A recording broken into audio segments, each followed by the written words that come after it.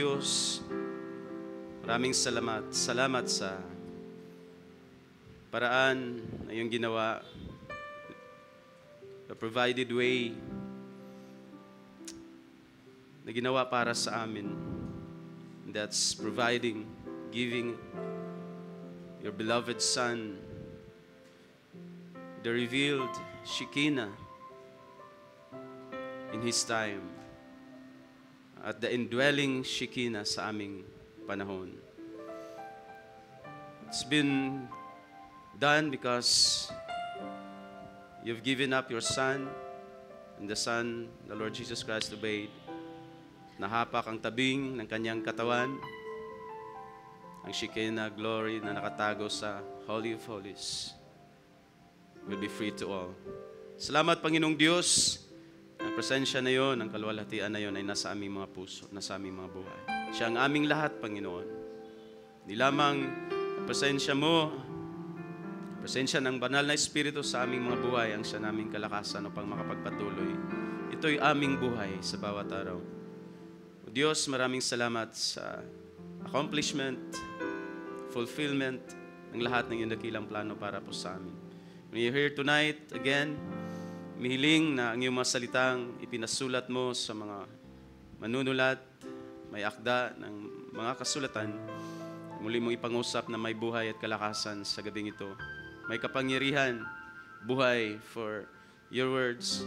They are spirit and they are life. May it be to us, Panginoon, sa gabing ito, magbigay ng patuloy na kalakasan, karagdagang pag-asa sa buhay na ito na nagmumula sa mga salita mo na aming marinig. Purihin ka, luwalhatiin ka sa aming kalagitnaan. I pray we have blessed your name. We have blessed your awesome self, Panginoon, being, sapagkat ito'y karapat-dapat lamang sa bawat kami nagkakatipon. Purihin ka o purihin ka. Ito yung aming samot dalangin sa tanging pangalan lamang namin Panginoong Kristo Jesus. Can you say Amen? Purihin ang Panginoon. Bago po tayo tuluyang maupo, mga mahal na kapatid, nais kong buksan ang ating mga banal na kasulatan sa aklat ng Isaiah. So, welcome to our every Wednesday prayer service. And so, mamaya ko na lang basahin after reading the text. Sa aklat lamang po ng Isaiah, mga kapatid, chapter 55, verses 1 to 3. Okay. So, you can follow the NASB 95 sa ating presentation. Pero may kaibahan nga ang NASB 2020. So, sa Isaiah 55, just 3 verses. You there, or who? It's a unique, rare expression sa banal na kasulatan. You there, sa NASB 2020. Everyone who thirsts, come to the waters. And you who have no money, come, buy and eat. Come, buy wine and milk, without money and without cost. Why do you spend money for what is not bread, and your wages for what does not satisfy? Listen carefully to me and eat what is good, and delight yourself in abundance. I like that word. Incline your ear and come to me. Listen. Oh, listen that you may live, or your soul may live. And I will make an everlasting covenant with you according to the faithful mercies shown to David. Can you say amen? You can be seated, mga mahal na kapatid. Isang malamig, isang solemno na prayer service. Ang tanging semi-Pentecostal lang na awit natin ay yung times of refreshing na mabilis. Hanggang sa ating worship leader ay talagang malamig ang gabi.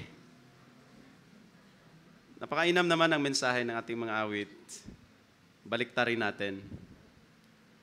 Ang mensahe ng ating mga awit ngayong gabi ay mga longing, parang tila baga prayer na Panginoon, draw us near, take me, take us. So, kumbaga, a little bit of passive. Hayaan natin ang Panginoon to take us to His presence.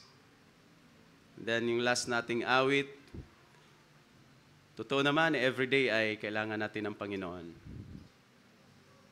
So sa gabing ito, baliktarin natin ang mensahe. Medyo baliktad ang mensahe. Because ang mensahe sa atin sa gabing ito mula sa salita ng Diyos ay ang dakilang invitation ng Panginoong Diyos. God's great invitation na ating mababasa sa chapter 55. At tunay nga na this is a prayer service because mayroon tayong mga prayer requests. Supposedly, ayon sa napag-usapan kaunti ng ating mga manggagawa together with our pastor ay, if possible din, Sundays or Wednesdays ay mauna nating idalangin ang ating mga kahilingan sa Panginoon forward kasi ibigay natin ang pagkakataon to pray sa isang elder. So, in the preaching schedule nating pastor, I can be the one to pray our prayer requests or Brother Dante sa mga elders, and then kung ako ang nakaschedule, ang ating mga pastor. So, kagayon pa man, that's just a quiet reminder para may forward natin. From Sister Aran, para sa pamangkin na nasa Abu Dhabi, uuwi. Hindi, joke lang. Isang taon nang nawawala at wala nang kontak hanggang ngayon. Sana makita na. Sana makita na to sa palasyo ng hari ng Abu Dhabi. Tagal na itong nawala. Na-missing, as in na-missing. Oo. So baka nag-start yun ng TNT and then wala na talagang balita. Walang pangalan. Babae. Baka naasawa na ng hari ng Abu Dhabi. Oh, praise the Lord. So, mahirap yun. Kumusta naman ang mga magulang niya? Worry na. Okay. Then, from Sister Angel Grantos or Casinio. Panalangin po sa Tita Fe. Si Tita Fe ba yun? Sister Fe? Murandarte, no? Yung apelyido na. Si Sister Fe, Murandarte sa kagalingan, siya po ay naka-confine ngayon sa sugar. Yun yung di ba? Umaten sa atin doon sa Bible study. Oo nga. Si Sister Fe pala, kapatid ni Sister Claire. Ito'y, noong kami ay nagdadaos ng Bible study sa bahay nila, Kuya Jerry, ay umaattend to kasama ng kanyang kasama sa bahay, di ba? O umaattend at ngayon ay na-confine, nag-spike ang sugar. Ito pala, sorry Sister Aran, ito pala yung karugtong part 2 ng pangalan. Tanaw ko sa pangalan, yan ang hirap sa hindi nagbasa. Dito pala yung pangalan, Sister Ivy, so ating idalangin yan.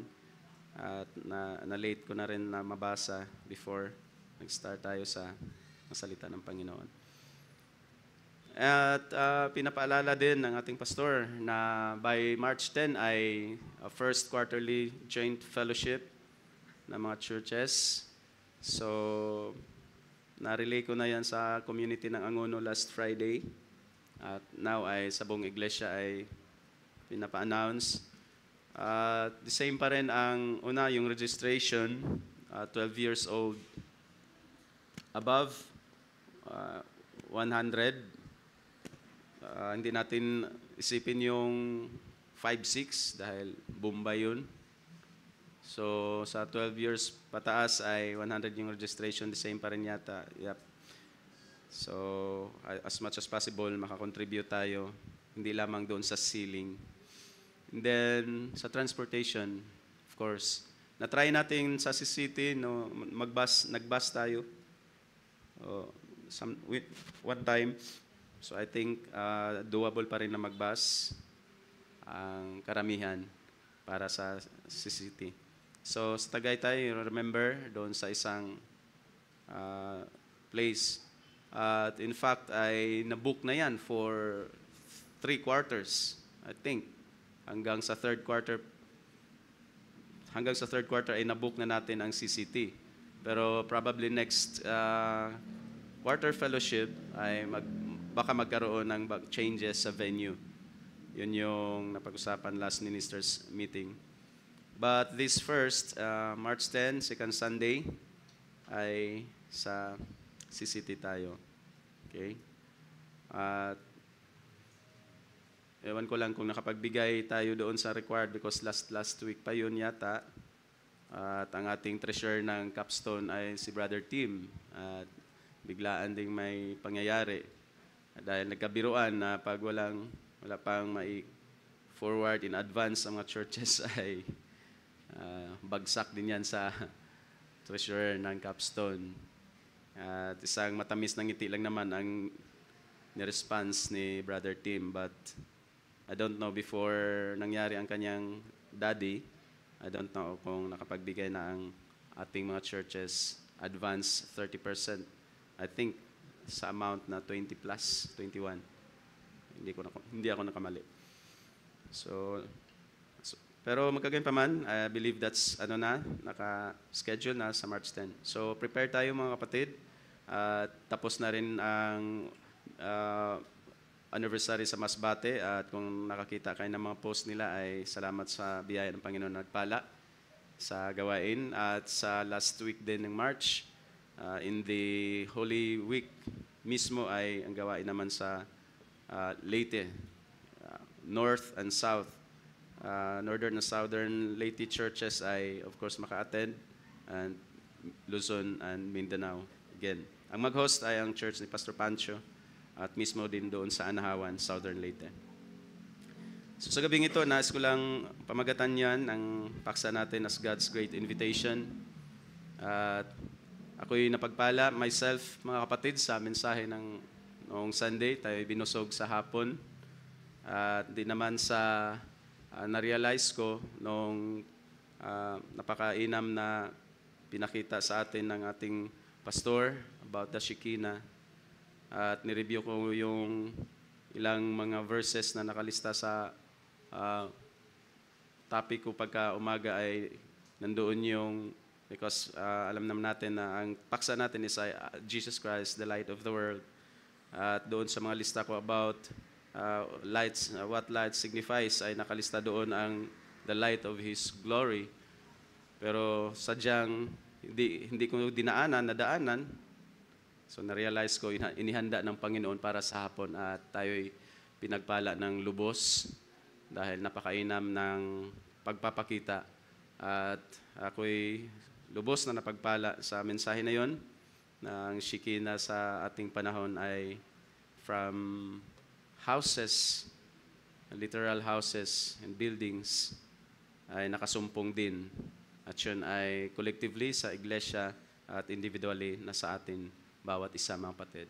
You are the carrier, you are the house of that indwelling Shekinah ng ating Panginoon.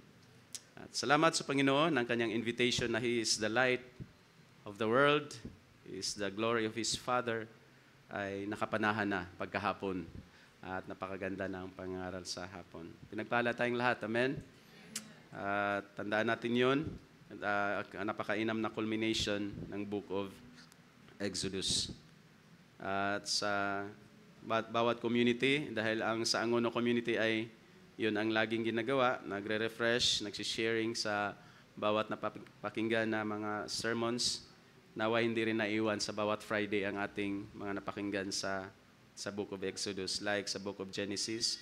At I believe mag-anticipate na naman tayo ng mga kasunod na mga series.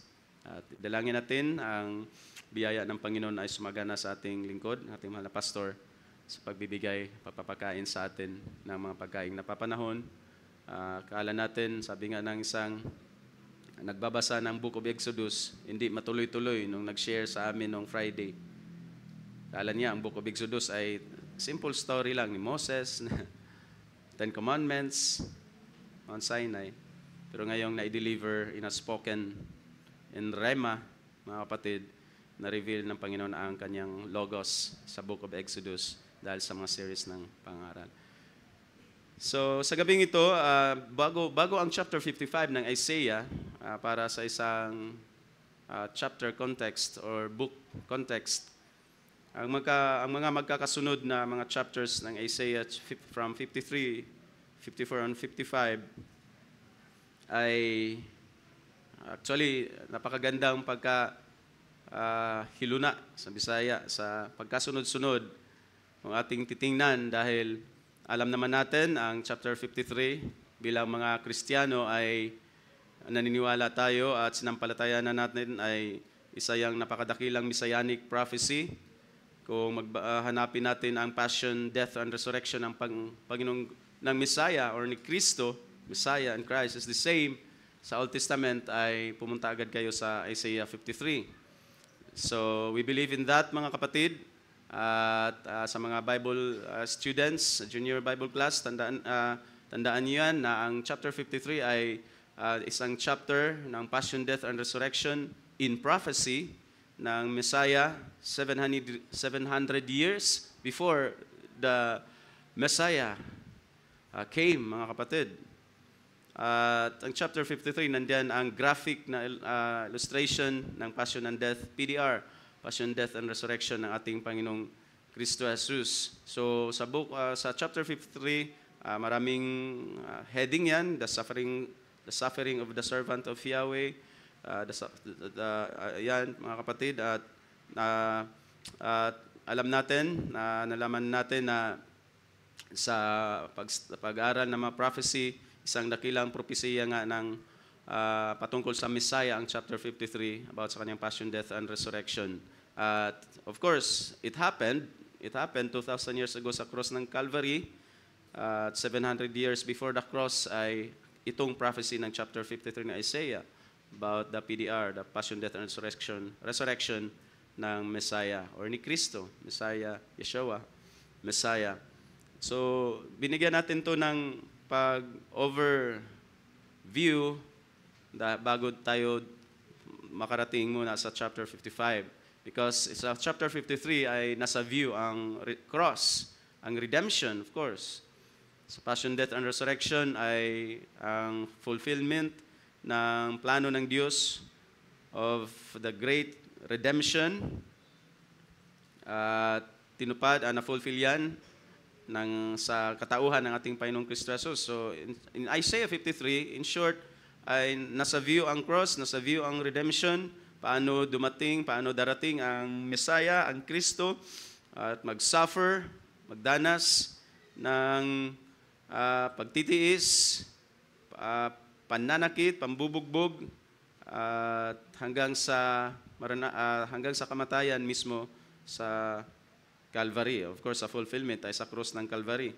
Kung babasahin mo lang dito ay wala kang ma-view na cross dyan, pero in fulfillment sa prophecy, alam na natin na na-fulfill yan ng Panginoong Kristo Jesus sa cross ng Calvario. So kung basahin nyo na lang, probably in passing ang 53:4 to 6, and then ang verse 8, nandyan yung napakagandang graphic prophecy ni Isaiah about sa Messiah bilang ating great substitute, mga kapatid. Alam natin na ang redemption is by substitution. Isang magandang topic ko yan para sa ating mga nag-aaral ng Biblia. It's redemption by substitution. At ginawa yan ng Panginoong Kristo Jesus na ang lahat ng, kung basahin natin, however, sa verse 4, however, it was our sickness that He Himself bore, and our pains that He carried, yet we ourselves assumed that He had been afflicted, struck down by God, and humiliated. But He was pierced for dapat sa atin. But He was pierced for our offenses. He was crushed for our wrongdoings. The punishment for our well-being was laid upon Him, and by His wounds we are healed. All of us, like sheep, have gone astray. Each of us has turned to his own way. But Yahweh has caused the wrongdoing of us all to fall on Him. Napaka-graphic na description ng Panginoong Kristo, ng prophecy ni Isaiah about sa substitution, redemption by substitution na na-fulfill ng ating Panginoong Kristo sa krus ng Kalbaryo. Amen? We have been so blessed na nangyari yan 2,000 years ago. Without the cross, without the fulfillment of this great prophecy, mga kapatid, of course, we have been condemned because we have been condemned already. Salamat sa Panginoon, ang lahat ng para sa atin ay inako ng Panginoong Kristo sa krus ng Kalbaryo.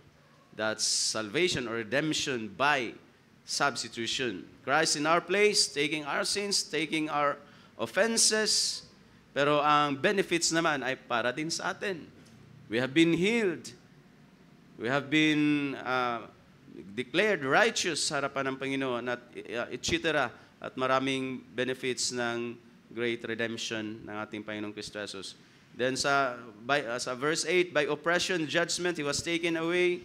And as for His generation, who considered that He was cut off from the land of the living, for the wrongdoing again of my people, to whom the blow was due. Dapat ang hampak, that's a Cebuano term ng blow, ay para dapat sa atin. And yet again, pinakita dito sa verse 8 na He was cut off, that's His death. Ang first, ang ating binasa kanina na 4 to 6, sabihin natin those are the graphic description ng passion ng Panginoong Kristo Jesus. Passion, suffering. Then verse 8 was His death. He was cut off from the land of the living for the wrongdoing of my people, to whom dapat sana to whom the stroke was due. And yet, inako yun ng ating Panginoong Kristo Jesus. That's death. He was cut off from the land of the living. Passion, death. And let's read the verse 12 about His resurrection. Therefore, I will allot Him a portion with the great, and He will divide the plunder with the strong. Ang nangusap dyan sa of course, ang Diyos through Isaiah. So sabihin natin, God will allot Him, the prophesied Messiah, a portion with the great, and He will divide the plunder with the strong. He will divide the plunder, knowing na sa verse 8 ay ang Messiah ay nakat off from the living, and yet sa verse 12, God will allot Him a portion with the great, and He the Messiah will divide the plunder with the strong, because He, the Messiah, has poured out His life unto death, and was counted with the wrongdoers. And yet He Himself bore the sin of many, and interceded for the wrongdoers. That's the prophecy for His resurrection. So sa Isaiah 53 is the passion, death, and resurrection ng Panginoong Kristo Jesus in prophecy. Subalit, ang kamatayan ay hindi ang katapusan ng ating Kristo, o ng Messiah.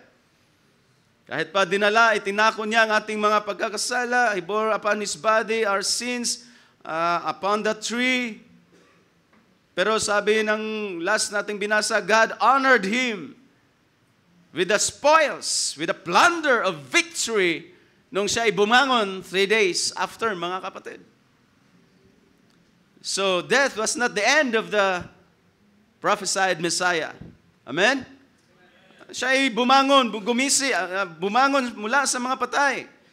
At sa Revelation, siya ay nagpatuto, nagtestify that I am He who lives and died and now lives forevermore. And I have the case of death and Hades. Salamat, at ang prophesied Messiah, Kristo, ay hindi nanatili sa libingan.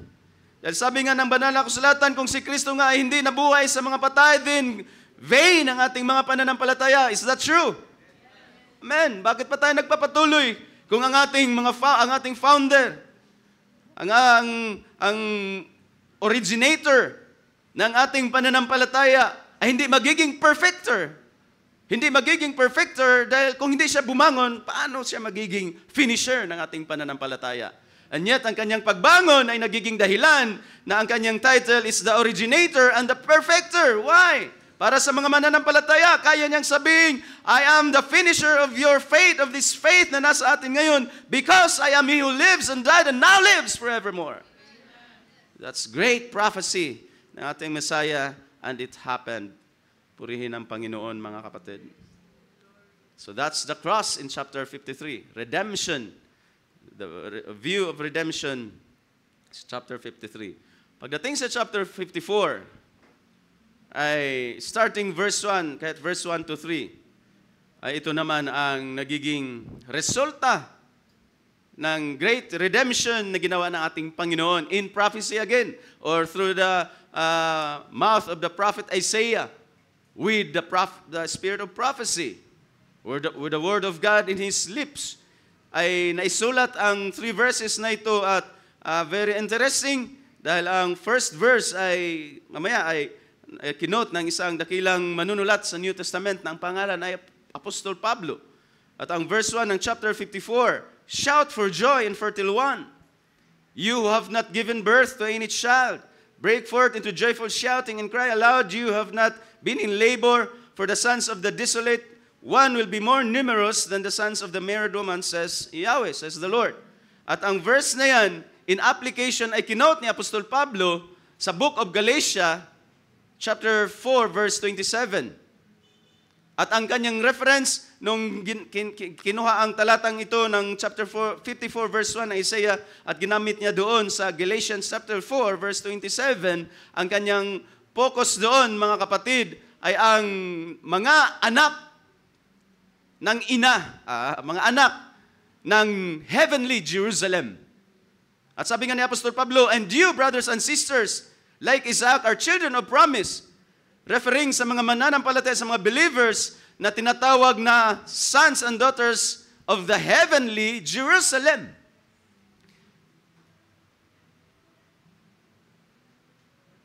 At ang heavenly Jerusalem na yun, mga kapatid, ay walang iba kundi sabihin natin ang church ng Panginoong Kristo Jesus. So chapter 53 is the view of Christ's redemption. Pagka chapter 54, ang birth ng mga mananampalataya or kalipunan ng mga mananampalataya or birth ng mga anak ng heavenly Jerusalem na tinutukoy ni Apostol Pablo pagka chapter 54 ng Isaiah. Shout for joy in fertile one, and then Paul using this one ay tinutukoy niya ang mga anak ng pangako na like Isaac ay naging mga anak ng pangako at ito'y tayo tinatawag ng mga anak ng heavenly Jerusalem. That's the church, mga kapatid, the birth of the church. So after Christ's passion, death, and resurrection, pagka Acts chapter 2 in view was the birth of the church. At tayo, hindi mula doon hanggang ngayon, ay may mga anak na babae at lalaki na tinatawag ni Apostol Pablo na mga anak na babae at lalaki ng pangako at tinatawag na tayo ng mga anak ng heavenly Jerusalem. We are born into the church, mga kapatid, the heavenly Jerusalem, ang nagiging mga mananampalataya ng ating Panginoong Kristo Jesus. Na tas chapter 53 ay inihula ang kanyang passion, death, and resurrection. Pagka chapter 54 ay ang birth ng church.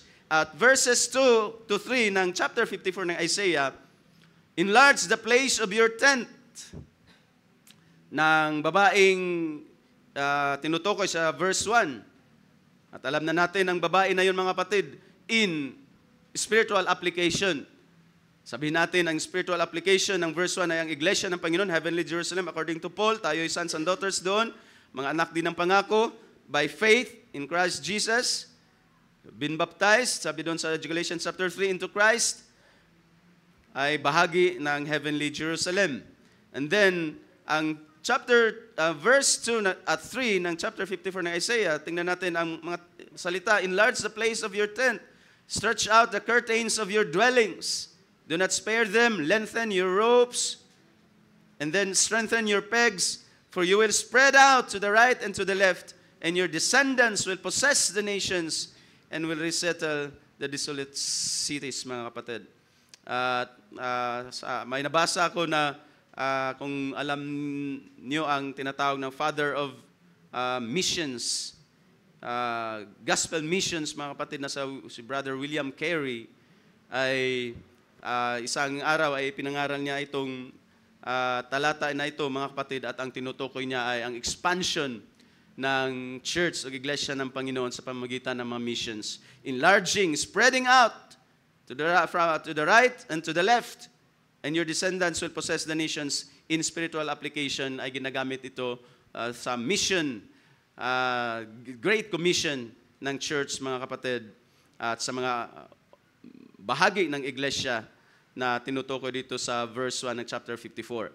So, in 53 is the view of Christ's redemption, the cross, passion, death, and resurrection. Pero ang purpose noon ay may mga magiging mananampalataya, magiging bahagi ng heavenly Jerusalem, bahagi ng iglesia. Ang church ay maisilang, Acts chapter 2. At tayong mga mula doon mga kapatid, at throughout the church ages, we believe, nakita naman natin na hindi nawala ang tunay na iglesia ng Panginoon. Hindi nawala ang mga tunay na mananampalataya at na-spread ang gospel to the nations dahil sa Great Commission, pagsunod na rin ng mga mananampalataya sa Great Commission ng Matthew 28, mga kapatid, at nakikita natin na na-enlarge, lumawak, na-evangelize ang sanlibutan. Hanggang sa ating panahon, patuloy pa rin tayong mag-evangelize. At naalala ko ang isa sa mga hiling ng ating na pastor sa aming mga aralan ay ang iglesia ay hihimukin about evangelism. At totoo yun, mga kapatid, dahil alam naman natin na yan ay Great Commission. At ang pag-abot pa rin sa mga tao through evangelism ay part ng Great Commission, ay part ng enlarging sa kingdom ng Panginoon, enlarging of the tent. Sabi dito sa Isaiah 54:2 and 3, spreading out to the right and to the left. Of course, naniwala ba tayo na meron pang hindi talaga naabot ng gospel to the nations na tinatawag? This gospel will be preached to the nations and then the end will come. I believe kung nations ang tutukuyin natin at by representation doon sa Genesis ay marami na ring naabot ang gospel, mga kapatid, by missions, and church evangelism. And that's the way, yan ang paraan ng Panginoon. Hallelujah, na tayong mga nakaranas ng benefits, tayo na bunga ng kanyang redemption sa Isaiah 53 prophesied, ay bunga rin at gumagawa rin sa blessings na matatanggap ng mga redeemed dito sa Isaiah 54. And that is enlarging the tent, evangelism, gospel missions. At naalala ba natin ang tatlong keywords ng ating ministry? Preach Christ, make disciples, and build communities. That's enlarging the tent, the dwellings, lengthening the ropes, spreading to the right and to the left, spreading sa mga kasuluk-sulukan ng saan mang dako tayo dalhin ng Great Commission na ito, mga kapatid. At ang iglesia natin ay we're blessed na patuloy na ginagawa yan, at yun nga ang i-relay ko sa inyo, ang encourage tayo ng ating pastor about church evangelism. At ang ating community ay may ganyang purpose na sana sa ating mga komunidad ay hindi lang din tayo lang hanggat maaari. Dahil nga yan nga yung avenue na natin na ang ating mga invites na walang time sa Sunday, mayroon ding church na sariling church na naatinan ay pwedeng ma-invite natin sa Friday. Baka sa gawain ng Friday ay makita at madinig nila ang difference, madinig nila ang mga bagay na ating tinatayuan at mga bihira nilang narinig sa kanilang sariling iglesia. So that's through our communities, inviting, evangelism, one-on-one soul winning, ay ginagawa yan, mga kapatid, ng ating ministry, at salamat sa Panginoon. That's chapter 54 because that's yan ay isa sa mga blessings na darating sa bayan ng Diyos dahil sa passion, death, and resurrection ng ating Panginoong Kristo Jesus, na ang bawat bansa ay maabot ng Ebanghelyo. So there's a purpose ng ating pagiging mananampalataya at Kristiyano, mga kapatid. Do you believe that? Of course. Hallelujah. Magdala tayo ng mga tao sa iglesia, mag-invite tayo ng mga tao sa church. Lagi na nating in-encourage tayo niyan ng ating leadership, ng ating pastor. And I agree and I affirm that, mga kapatid, dahil nakikita natin na magkasunod ng mga talata, chapters ng Isaiah mula prophecy ng Passion, Death, Resurrection, and then the blessings, or sabihin natin the mission ng mga believers is to spread out. At yan ay isa sa mga napakagandang blessing na ating maibahagi, maipabot sa mga bansa.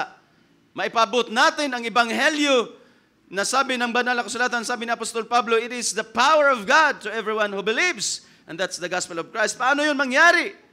Kung ang mga bunga ng redemption work ng ating Panginoong Kristo Jesus ay magsiyaon at magsihayo, mga kapatid. Until, sabi nga, and your descendants will possess the nations. Salamat na lang at nakaabot sa Pilipinas ang liwanag ng Ebanghelyo ng Panginoon. Nandiyan yan sa chapter 54. And this brings us, mga kapatid, sa chapter 55. Chapter 53 is passion, death, and resurrection ng ating Messiah. Chapter 54, blessings na dapat maabot sa mga mapaabot natin sa mga bansa. Dahil salamat sa Panginoon, tayo'y naabot. Hallelujah, ng Ebanghelyo. At naabot tayo ng good news, basic good news ng Panginoong Kristo Jesus sa kanyang pagkamatay, na kanyang suffering and death, and then resurrection. And so, this chapter 55 is, ito yung ginagawa ng Panginoong Diyos through the church. This brings us to chapter 55 sa mga invitations ng ating Panginoon. So kung mapapansin natin sa talata, ating binasa kanina, sa first three verses, sa first three verses, mga the invited, sino-sino ang mga in-invite sa mga talatang ating nabasa. And then the offer, titingnan, papansin natin yan sa mga verses na ating binasa kanina lang.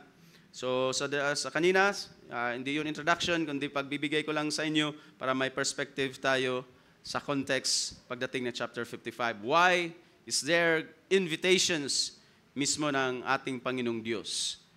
At makikita natin yan kung tatapusin natin ang buong chapter 55 ay ang tinatawag na propagation, evangelism, missions ng mga mananampalataya.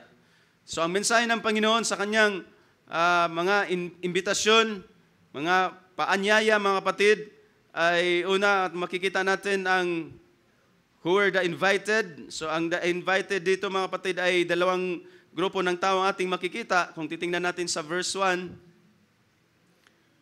you there, everyone who thirsts, come to the waters. And you who have no silver, or ang sa ating English version ay money, walang pera, walang pilak, come buy and eat. Come buy wine and milk without money and without cost. So ang unang invite ng Panginoong Diyos, of course, kung may imbitasyon, ano ang nasa isip natin, anong idea natin pag there is an invitation? Ngayong Friday, pag sa mga imbitasyon, sa mga invited, pag tayo sinasabing invited tayo sa isang kasalan, sa isang feast, sa isang something, ay ang idea niyan ay merong bagay, may bagay na inihanda.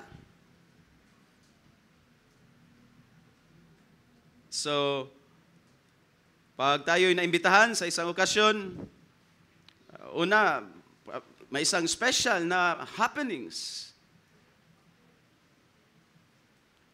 At pag sinabing, come, pumarito ka, that's an invitation.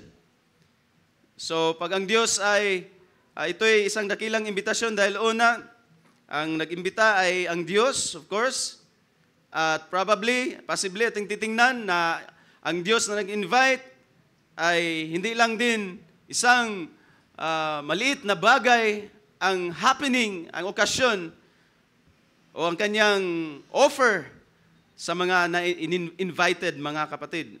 So that's the idea of being invited. That's the idea of an invitation. May special na happening.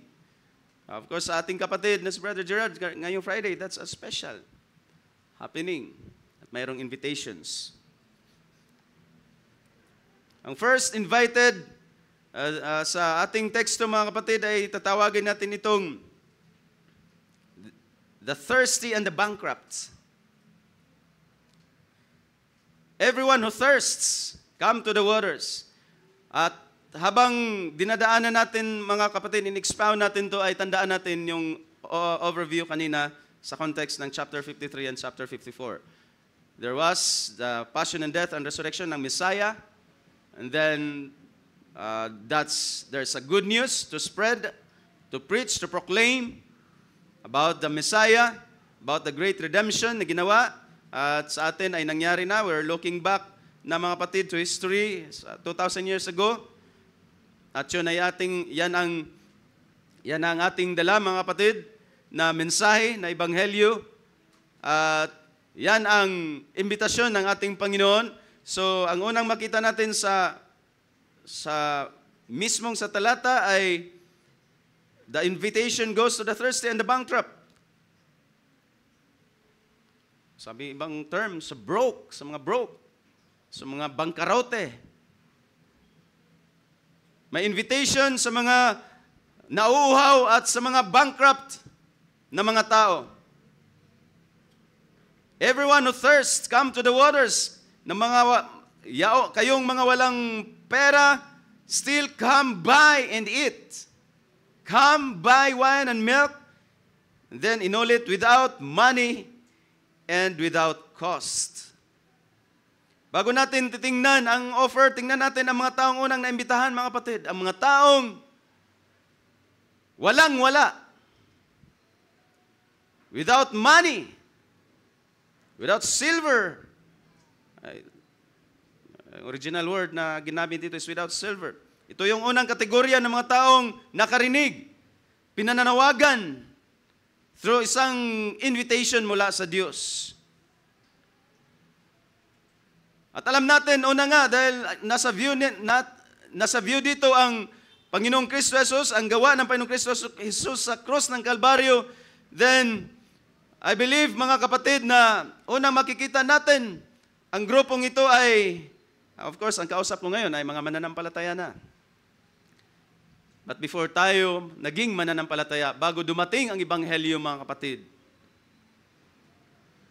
bago natin naranasan ang kayamanan ng mga spiritual blessings only in Christ Jesus, sa great salvation ng Panginoon from election to glorification, anong klaseng mga tao tayo?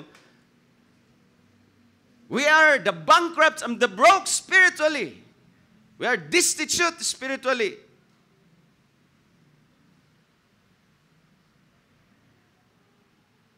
Subalit, na-realize natin, there's something na kulang. Na-realize natin, merong something sa inside natin at may desire sa inside, sa loob natin, at yun ay tinatawag ng banal na kasulatan na pagkauhaw. Destitute ang ating mga buhay spiritual bago dumating ang mensahe ng Redeemer, ng redemption. Bago ang 53 at mission ng 54, pagdating ng 55, may invitation ng Panginoon. At I believe na bago tayo ngayon, kung ano tayo ngayon, before this identity, before this situation, status natin sa harapan ng Panginoon, tayo ay mga taong walang-wala sa ating mga spiritual lives. In fact, dead.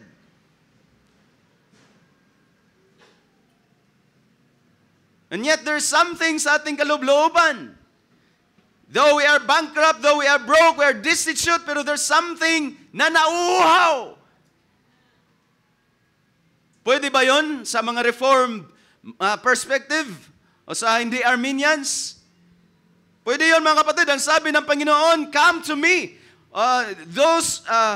Ang sabi ng Panginoon, kasi titingnan natin, nung nabanggit ng ating pastor one time about monergism and synergism. May alok, may invitation ng Panginoon sa mga nauuhaw. I am the bread of life. He who comes to me will not hunger.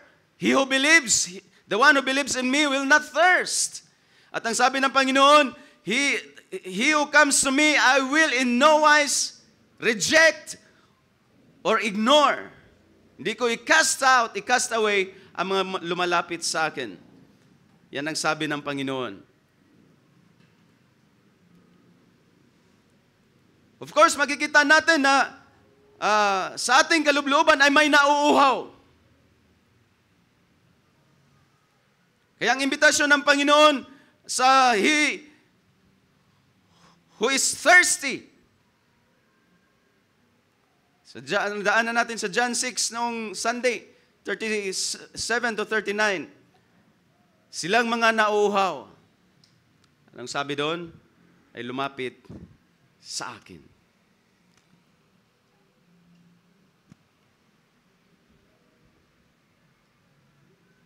Destitute, bankrupt spiritually, pero there's something inside us na nauuhaw.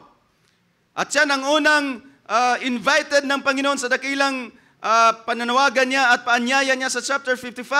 Sa inyong mga nauuhaw, come to the waters. Kahit you are bankrupt, you are destitute, you are broke, walang money, still come buy and eat, come buy wine and milk. Without money and without cost.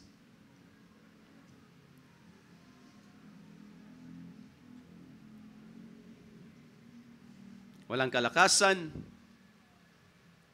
walang motivation na hanapin ng Panginoon, pero at least mga kapatid, may something na nauuhaw.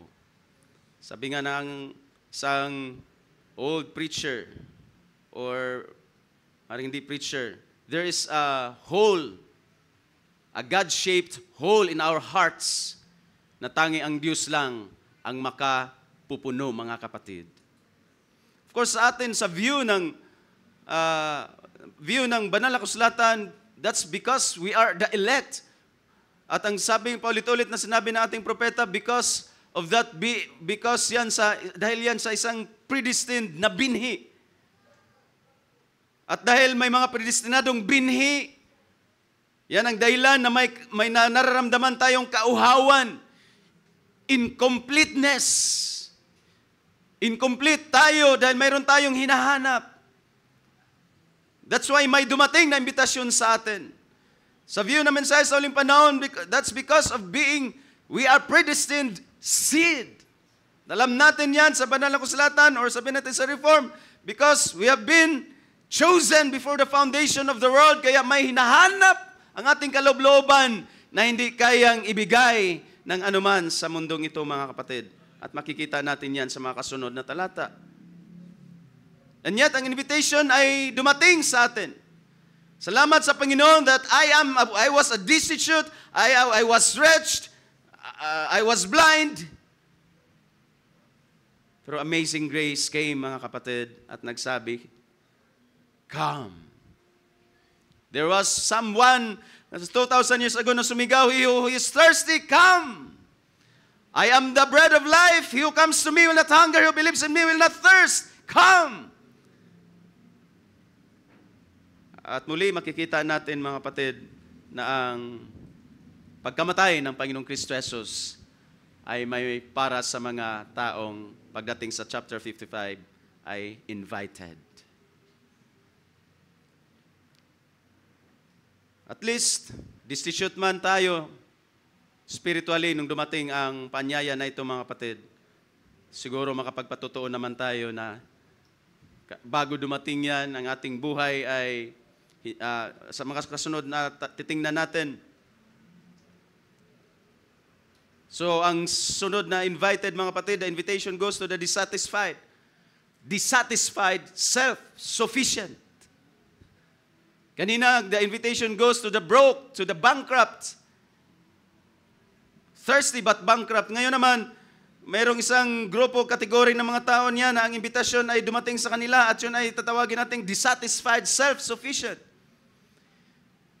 At makikita natin yan sa verse 2, why do you spend? Or why do you labor? Sa word for word niyan is, why do you weigh out money? Weigh out silver. So why do you spend money for what is not bread?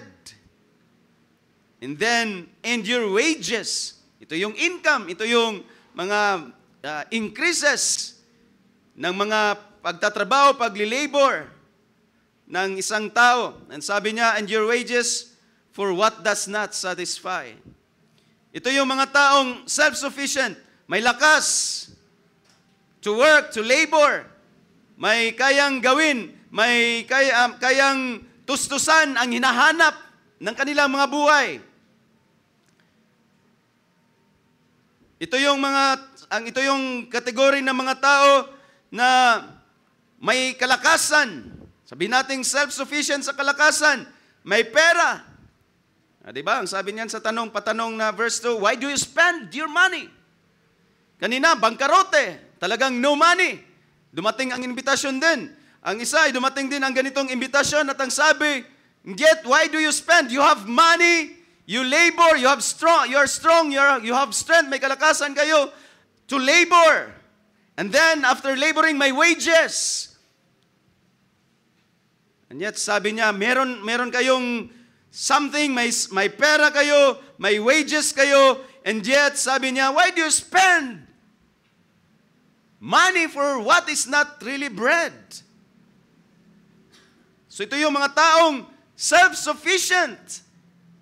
Kayang punuan ang pangailangan ng kanilang buhay ng mga bagay dito sa lupa na kayang bilhin ng pera, kayang bilhin ng mga pagsisikap, kayang tustusan ng mga pagsisikap, kayang tustusan ang mga pangarap ng mga bagay sa mundo. And yet, ang sabi ng Panginoon, why do you spend for things not really bread and your wages? Nagtatakal kayo, nagsusukat kayo, nagbabudget ng mga bagay-bagay para matustusan ang mga pangarap, hinahanap ng ating mga puso. And yet, ang sabi ng Panginoon, you are spending, you are weighing out your money, you are budgeting out your money for what is not really bread, and your wages for what does not satisfy. Napakita dito mga kapatid, may mga taong self-sufficient. Kung gusto nilang hanapin ang mga bagay na makasatisfy sa kanilang buhay at sarili, apart sa imbitasyon ng Diyos, apart sa Diyos na nag-invite, maraming tao mga kapatid. Kayang tustusan ang kagalakan, kayang tustusan ang sabihin nating future, kayang tustusan ang lahat halos dito sa lupa na pangangailangan. O kayang tustusan ang magiging masaya, kayang tustusan ang magiging satisfied through sa mga bagay na kayang abutin ng pera. And yet, ang sabi ng Panginoon, your wages and your money, you are spending, inubos niyo, gusto niyong bilhin ang kagalakan, gusto niyong bilhin ang mga bagay na makapag-satisfy through those things. Pero ang sabi ng Panginoon, kawang lang, sayang lang, dahil hindi talaga na-satisfy ang naabot ng inyong mga pera. There are mga tao, mga kapatid, na self-sufficient. Maraming tao ngayon ang kayang abutin kung magiging masaya lamang sa mga bagay na makalupa. Tatalunin tayo, mga kapatid. Kung mga bagay lamang na kayang abutin ng pera, maybe bread ay tumutukoy sa lahat ng pangangailangan kayang abutin ng pera. Budgetan lahat. May plans lahat. Hanggang sa kamatayan, may plano lahat. At the end of the day, sabi ng Panginoon, you spend your money and your wages for things that really don't satisfy. Siguro naranasan natin yan bago dumating, bago natin narinig ang invitation ng Panginoon. Gusto nating tabunan, gusto nating punuin ng mga bagay na kayang maabot natin dito sa lupa ang mga pangailangan ng ating buhay. And yet still we realized, Panginoon, parang may kulang. Parang hindi talaga ako nito satisfied. Hindi ito ang satisfaction ko. So ito yung tanong ng Panginoon kasama sa kanyang invitation. May mga taong thirsty, uhaw, na walang-wala rin. sa harapan ng Panginoon. May mga tao namang hindi umabot doon sa pagiging bankrupt, sa pagiging broke. Pero alam nilang may kauhawan din sila. Alam nilang hindi rin sila nasatisfy sa mga naabot, nakakaya ng kanilang mga wealth, ng kanilang mga possessions.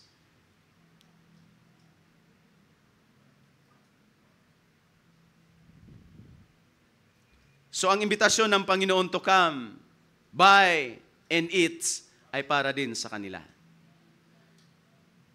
Alin tayo sa dalawang kategorya ng mga tao na ito, mga kapatid? Tayo ba ay na-realize natin talagang destitute tayo, broke spiritually, and yet may something na nag-uuhaw sa ating kaloob-looban? Or the other way around, na nilulunod muna natin ang ating mga buhay sa mga bagay na tila or akala natin makapag-satisfy. And yet, kulang rin. We end up dissatisfied. Alin tayo sa dalawang ito, mga kapatid, before natin narinig ang great invitation ng Panginoon? I believe, para sa akin, I am both. I am both destitute. And then, sa pangalawang kategorya, gusto kong, wala akong pakialam sa mga bagay na makapag-satisfy sa puso. Wala akong alam na may kaluluwang Diyos lamang ang makapag-satisfy. Wala akong alam na may spirit being ako na Diyos lamang ang makapag-satisfy. Wala akong alam na may spiritual life pala na Diyos lamang ang makapag-satisfy. Wala akong alam na may mga spiritual blessings pala in heavenlies na Diyos lamang ang makapagbigay. Nakakala ko pag may naabot ko ang pangarap na ako'y isang magiging settled, established na tao, sapat na. Pero nalaman ko, salamat sa Panginoon, nung dumating ang imbitasyon ng Panginoon, narinig ko na ako ay isa doon sa mga destitute, bangkaroto spiritually speaking. At na-realize ko din na ang inisip kong I am self-sufficient. Kaya kung tustusan, tugunan ang lahat ng pangailangan ko inside spiritual at material things, apart from God.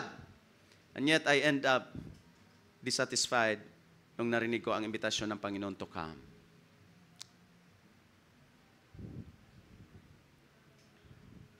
Yan ang dalawang kategorya ng tao, mga kapatid, na pinadalhan ng imbitasyon ng Panginoon to come. At least, nung first category ay alam nilang sila'y uhaw, spiritually bankrupt, at least alam nila na bangkarote sila sa harapan ng Panginoon. Yan ang katayuan ng mga tao. Mayroon tayong viewers na wala ka pa sa Panginoon, kung ang iniisip natin, kaya mong tustusan, kayang tugunan ng anuman meron kang possession or silver and gold, quote-unquote, na meron ka ngayon, ang pangangailangan ng iyong kaluluwa, ng iyong puso. Ang sabi ng banal na kasulatan, you will just end up dissatisfied. Dahil yan ang sabi ng Panginoon. Ang kanyang invited ay para din sa mga taong feeling self-sufficient. Kayang abutin ang langit by their own way, by their own means. Kayang spend ang lahat. Lunurin ang lahat ng kagalakang kayang abutin na makalupa. Sabi ng mensahe ng Panginoon sa gabing ito, kapatid, you will just end up dissatisfied. Kasi sabi ng Panginoon, you will just spend your money, your resources for things that really do not satisfy. At ang mensahe ng imbitasyon ng Panginoon sa perspective ng great redemption na kanyang ginawa through the Lord Jesus Christ ay para sa mga taong ganito ang kalalagayan. Well, nasa atin na kung i-sort out natin kung alin tayo sa dalawa nung narinig natin ang Ebanghelyo. Pero titingnan natin kung ang imbitasyon na yun to come, to buy and eat ay hindi na ba applicable sa ating mga mananampalataya, mga kapatid. I realized kanina bago ang oras na ito sa salita ng Panginoon, ang ating mga awit ay puro pagsusumamo for God to take us to His presence. Mga awit na nagsusumamo of drawing near to God, na para bagang unable tayong lumapit sa Panginoon. And then, ang last song natin, Lord, I need you, Lord. Awit ba ito ng mga unbelievers? Hindi ito awit ng unbelievers. Inaawit nating mga mananampalataya. Kaya huwag nating isipin after nating nakarinig ng come, buy, and eat sa mga bagay na offer ng Panginoon that will really satisfy us. And yet, ang ating mga awit ngayong gabi ay nagmemensahe sa atin na we need the Lord evermore. Don't tell me na ako'y mananampalataya, ako'y Kristiyano na, I am self-sufficient na. Oh my, mga kapatid. Salamat sa Panginoon. Narinig natin ng mensahe. We believe we come to Jesus. He who believes in me will not thirst. And that is present tense. Hindi sinabi ng Panginoon, he who has believed me will no more thirst. He who believes in me, present tense, keep on believing, yun yung mga taong will not experience thirst.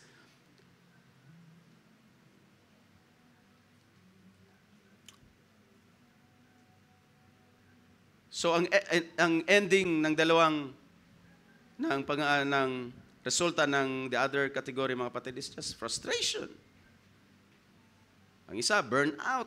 Ang isa, at the end of the road, walang-wala. Ang isa naman ay magpaka-self-sufficient sa kanyang sarili. Walang tigil sa kaka-experiment, walang tigil sa kakapangarap, walang tigil sa kaka-dream, dream house, dream wife, dream car, dream vacation, new gadget, new computer, new everything. Then at the end of the road, at the end of the day, frustration. Because hindi talaga yon ang nagsasatisfy sa atin. Kung honest tayo, yung mga awit natin kanin is very honest. We have an ocean of need pa rin hanggang sa mga sandaling ito na only God can satisfy. Only God can provide. And that's why the offer. Kanina, the invited, dalawang klaseng taong the invited. Ang isa, self-sufficient pero dissatisfied and frustrate. Frustrate lang. Salamat na sa Panginoon. Dumating yan si Adventure, bigla akong nag-isip, bakit hindi na lang, bago kayo matapos ay maghanap na rin ako ng iba. Legitimate ba yun? Advise me. But, no, kasi walang may plano, pero niwala rin muna sa vocabulary. Nung dumating sa Adventure, isip ko, bago ko ito tatapusin.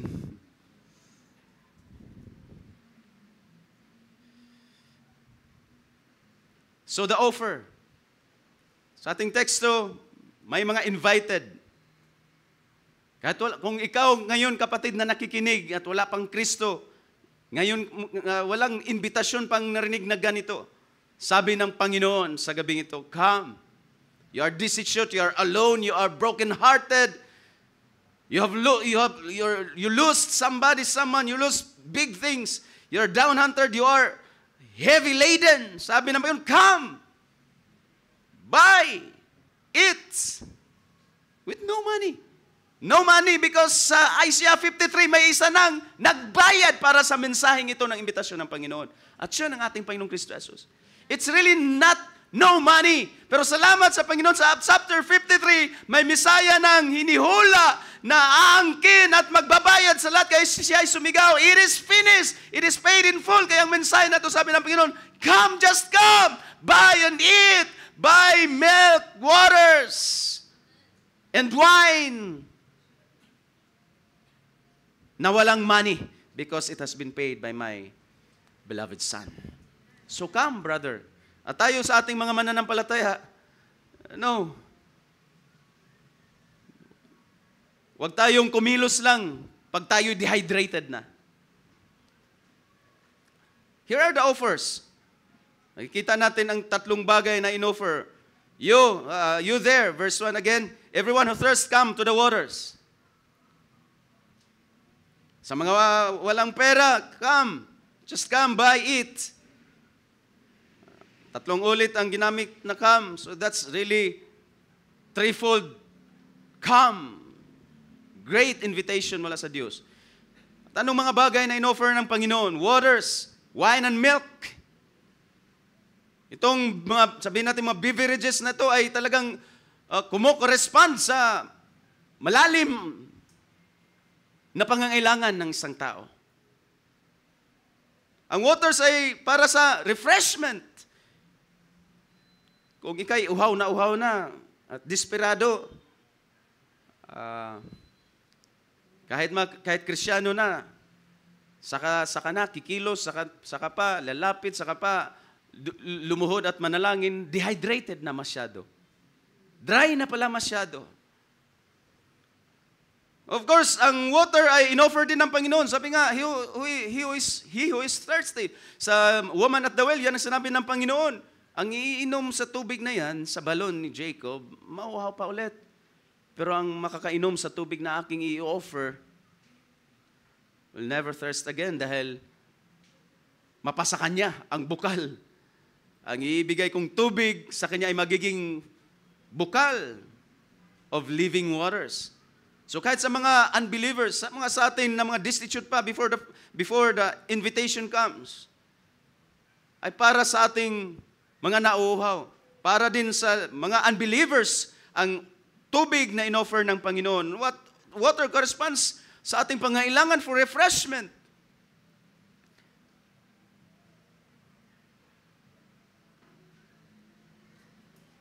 Ang spiritual na tubig sa mga wala pang Kristo at walang Panginoon sa buhay, mga kapatid, ay refreshment sa ating mga tuyo at mga patay na kaluluwa. Yan ang offer ng Panginoon. He is thirsty, come. And then sa mga mananampalataya na, ang tubig ay nagka-correspond, represents refreshment. Naalala nyo ba ang isa sa napaka-inam na linya ng Psalms 23? He leads me beside the still waters. He restores. He refreshes my soul. Hindi yan maintindihan sa mga hindi mananampalataya, pero sa atin, mga kapatid, ang tubig ay isa pa ring commodity na kailangan natin. Kaya nga, pag nakaramdam na tayo ng uhaw, akala natin, uhaw pa lang yan, pero we're so already dry and dehydrated. So, bago tayo umawit na, draw me near, Lord. Take me to your presence. Ang sabi namin, come! Nauhaw ka na, you're already dehydrated spiritually. Just come to the waters. At sabi ng Panginoon, ng awit ni David, He leads me beside still waters and He refreshes, restores my soul.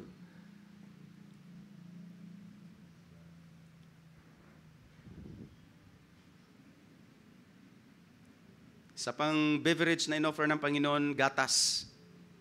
So ang gatas, tumutukoy, correspond sa ating pangailangan for nourishment. Ang tubig, refreshment, gatas, nourishment. Kung ang isang tao ay naghihingalo na sa uhaw, of course, give them water.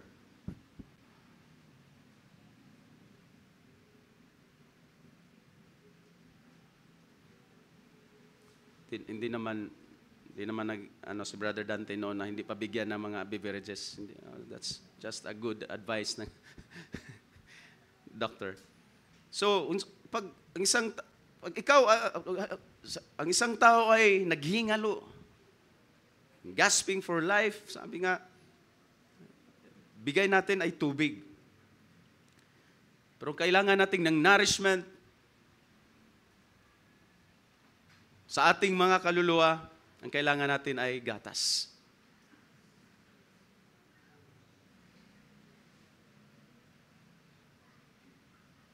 Hindi lamang ang Panginoon ay tubig. Ang Diyos na nag-invite at nag-offer ng bagay na ito na tubig, gatas at wine ay kung sa tubig parang pang-emergency. Masyadong uhaw na.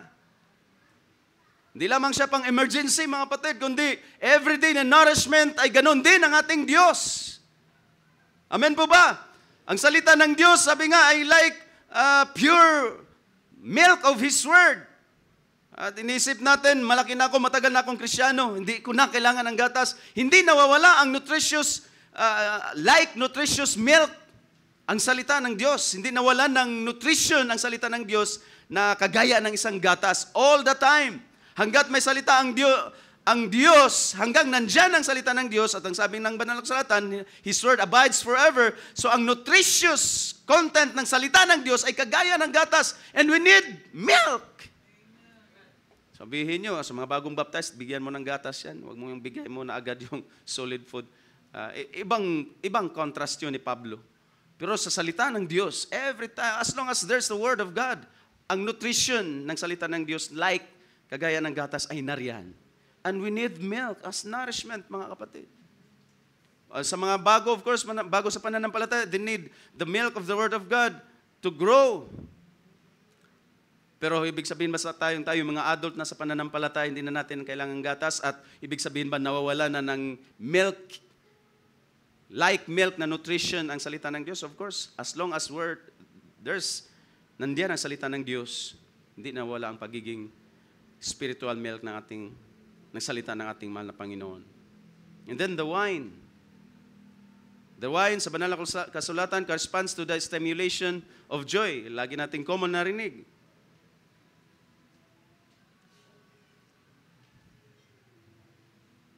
So, gusto nating mabuhay. Gusto nating ma-refresh. We need water. Gusto nating magiging strong. Magiging nourished. Hindi malnourished. We need milk. Kailangan natin ng gatas. Subalit, hindi lang yan ang kailangan natin sa ating Panginoon. Remember na ito ang mga beverages na inoffer ng Panginoon. We are just getting the literal sense. And then, tinonvert natin sa spiritual sense. Kung gusto nating mabuhay, ma-refresh tubig, gusto nating maging healthy and nourished, gatas. Pero kung gusto nating hindi lamang for emergency cases, hindi lamang for in the long run, kailangan natin ng Diyos, kundi habang tayo'y lumalakad kasama ang Diyos, habang tayo'y nagiging Kristiyano at mananampalataya, isa pang napakagandang inalok ng Panginoon sa atin ay ang kagalakan. At yun ay sinusumbulo ng wine. Kaya kahit pa gaano ka katahimik, ka shy type, kung ikaw ay Kristiyano, at ikaw ay nakabili, nakatanggap ng alak mula sa Panginoon, mga anak ng Diyos ay magsasaya na bunga ng biyaya ng Panginoon na dala ng kagaya ng wine, mga kapatid. Spiritual, of course, represents the joy. Whether the joy of the Lord is our refuge or our strength. Maaaring kung tinutukoy doon ay ang possessive na mismo ang kagalakan yun ng Diyos or ng Panginoon, or ang Diyos or ang Panginoon mismo ang ating kagalakan. It's the same thing. Maganda pa rin ang kahulugan at ang tinutukoy at sinasabi doon na ang Diyos, kung ang Diyos ang kagalakan mo, yun ay refuge mo. Yun ay strength mo. Sabi doon, the joy of the Lord is our strength. Kung ang joy mismo ay ang Panginoon, yun ay kagalakan mo at refuge mo sa Nasby. Or kung ang iyong kagalakan ay ang kagalakan ng Panginoon, yun pa rin ay ating refuge or our strength. That's represented by wine. Yan yung mga offers ng Panginoon at mga benefits ng tatlong beverages na yan. Tapos tumutukoy yan spiritually sa ating mga buhay. That's literal sense nandyan sa prophecy, pero ang application yan sa ating mga buhay ay spiritual, mga kapatid. Kailan hindi natin kailangan ang Diyos bilang tubig? Kailan hindi natin kailangan ang Diyos bilang gatas? Kailan hindi natin kailangan ang Diyos bilang siya lamang ang kagalakan? Diba? That's why, kung ang kagalakan natin ay hindi ang Diyos, kung ang magbibigay, ang gusto natin kagalakan, ang makapagbigay sa atin ng kasiyahan at kagalakan ay hindi ang Diyos, then that will just end. Ang dulo lang noon is dissatisfaction. Pero kung ang Diyos ang siyang ating refreshment, Kung tayo'y nauuaw at kailangan natin ng nourishment, kailangan natin ng tunay, true joy, mga kapatid, then ang lahat na yan ay inoffer ng Diyos. Ang lahat na yan ay inoffer ng Diyos sa atin, mga kapatid.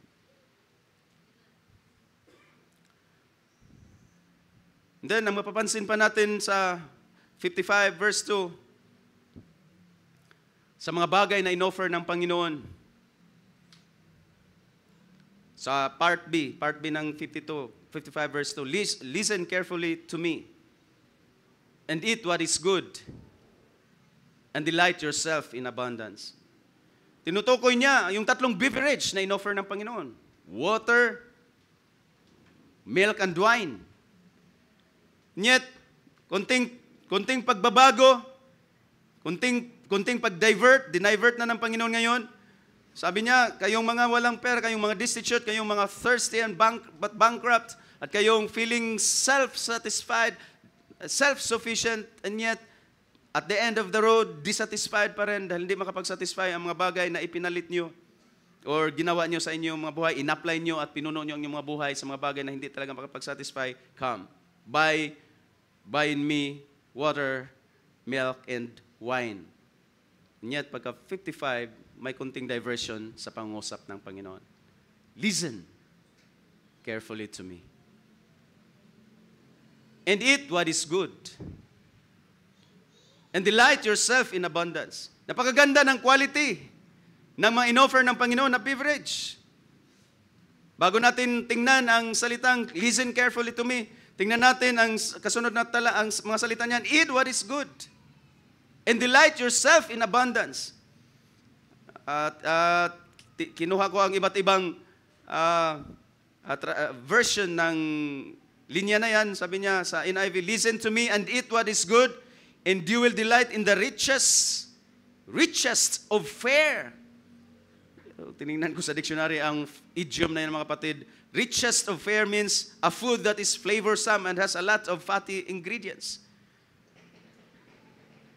So, eat what is good and delight yourself in abundance.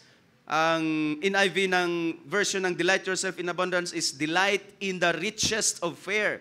Ang NLT is listen to me and you will eat what is good. You will enjoy the finest food. Listen carefully to me, New King James, and eat what is good, and let your soul delight itself in abundance.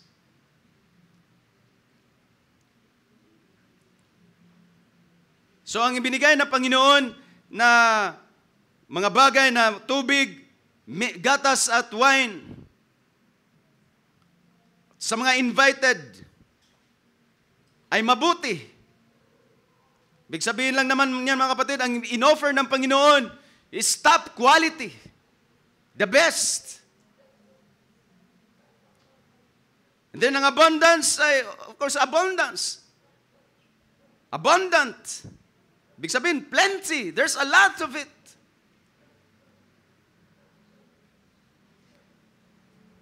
So, ibig sabihin, ang tubig na inoffer ng Panginoon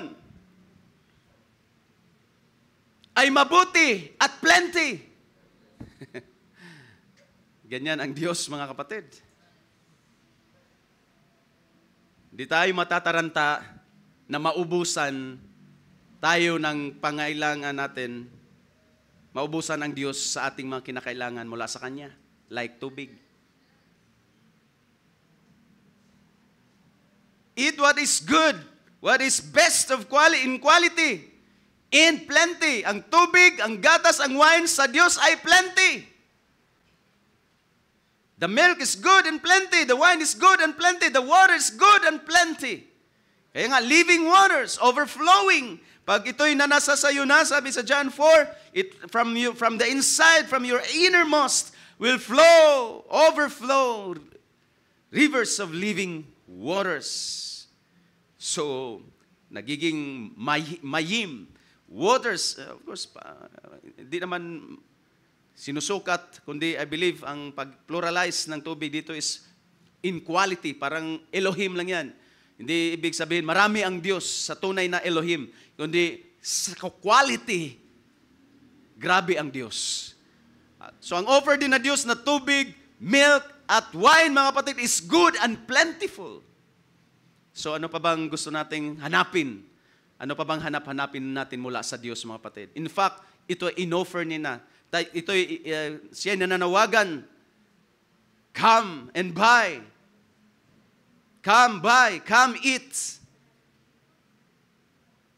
At ang tatlong bagay na yan ay may quality, quantity, na plenty, at mabuti. Then sa verse 3, at malapit na rin tayong magtatapos. Then in verse 3, mula sa imageries, mula sa, sabihin nating metaphors, mula sa mga larawan ng mga bagay like waters, wine, and milk. Tingnan natin ang verse 3, mga kapatid. Sabi ko nga kanina sa bandang end ng verse 2, o beginning ng verse 2, bandang end ng verse 2 is ang word na, listen carefully to me. And eat what is good. Pagdating sa verse 3, incline your ear and come to me. Listen that you may live. So, sa unang mga invitation ng Panginoon, come buy waters. Come buy wine, come buy milk. Without money, it is already free.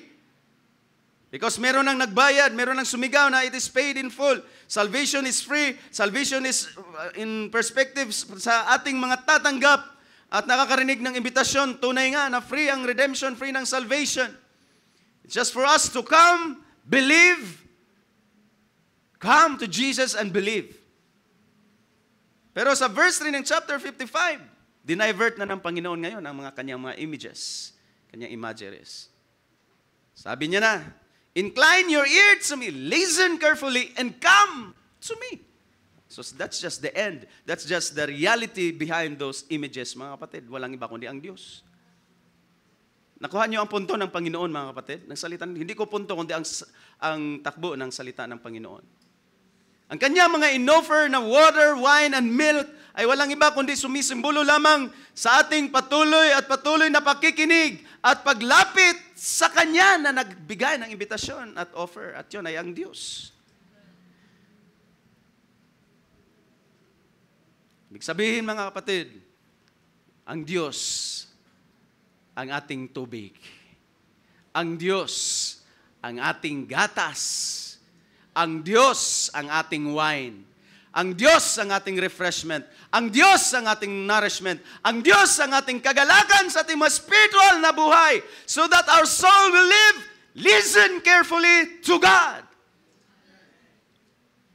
Bago dumating ngayon na tayo nakinig ng sermon, ilan sa atin ang nakapakinig ng salita ng Diyos bago ang Wednesday?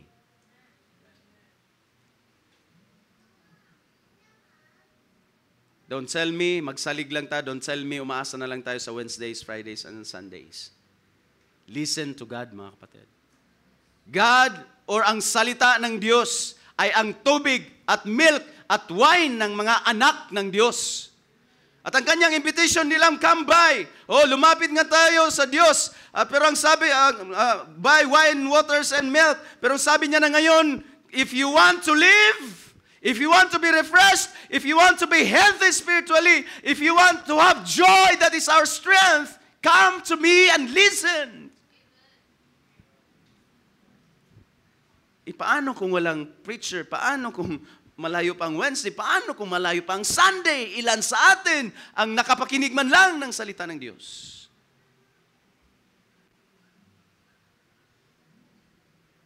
Paano kung pagdating ng Friday, dehydrated ka na spiritual, dry ka na, kaya bugnutin ka na, kaya discouraged ka na, kaya dismayado ka na, you're already dehydrated, probably. Don't wait for Wednesday. Come to the Word of God.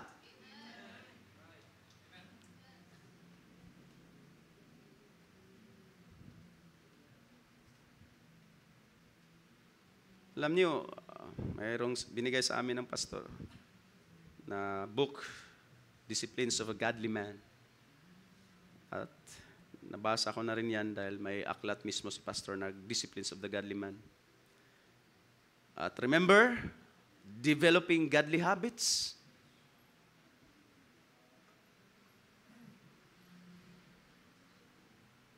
Kailangan mo nang makainom ng refreshing living water mula sa Diyos, mula sa presensya ng Diyos. course, ano na ba ang tinutukoy ito sa atin, mga mananampalataya? Ito yung buhay natin sa Espiritu. Ito yung spiritual life natin. And yet, kahit tayo ay tinatahanan na ng Shekinah glory na siyang tubig, siyang wine, at siyang milk sa atin, parang naalala ko tuloy yung mga balon ni Abraham na tinatabunan ng mga Pilisteo.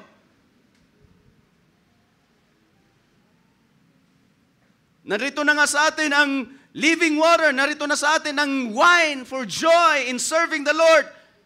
And nandito na sa atin ang nourishment, His presence. Pero don't tell me na wala rin tayong amor sa salita ng Diyos, the Bible, the Scriptures. Magkasama yan, magkatuwang yan. Ang Espiritu Santo at ang kanyang Biblia ay magkasama yan. Doon ka dadalhin ang banal na Espiritu sa kanyang mga salita. Don't tell me na incline your ear and come to me dito ay tumutukoy lang sa every gawain, mga kapatid. And that's why maybe, tama ang ating mga awit kanina sa panahong ito. We need God to take us to His presence. Dahil baka unable na tayo to come mismo sa kanyang presensya with confidence. Panginoon, ang nauna ko ay trabaho kaysa salita, kaysa manalangin, kaysa godly habits. Of course, I believe, bilang mga spiritual na mga tao, nakaranas na tayo kung paano masense natin kung dry na tayo at uhaw na tayo, mga kapatid. At kung nasense natin, kung unable tayo, then let's sing, Lord, take me. Parang hindi ko kaya. O so, hinang-hina ka na. Hindi mo na nga kaya. Awit ka na nga lang, God will take us to take me to your presence. When in fact, ang sabi ng Panginoon, come. And yet, ang Shekinah sa atin, ang Banal na Espiritu, nasa atin na. And yet, we feel dry, we feel empty. So baka so dehydrated na tayo spiritually. So ang power, ang bulk ng mensahe ng Panginoon sa kanyang invitation ay walang iba kundi, come to me. Siya mismo, mga kapatid. Siya mismo ang ating nourishment. Siya mismo ang aking refreshment. Siya mismo ang aking kagalakan. Siya mismo and He is plenty. Siya mismo and He is good. Siya mismo and He is so rich. Kaya nga, if you have God as water, these three beverages na kanyang ginamit dito, I believe, maging self-sufficient ka pa spiritually and satisfied. Dahil ang satisfaction mo ay ang Diyos. Of course, ang sufficiency na dyan about spiritual things ay ang Diyos. Sabi nga ng banal ni Pablo, you have been given all things in Christ, spiritual blessings in the heavenlies in Christ Jesus.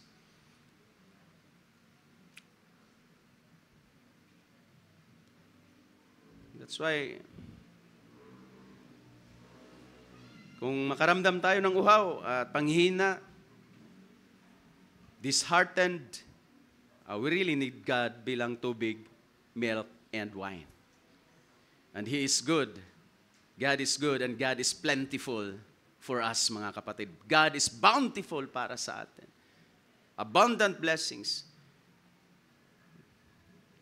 Kung may kauhawan tayo bilang mananampalataya, just sing the songs of David. As the deer pants for the water brooks, so my soul longs or pants after you, O God.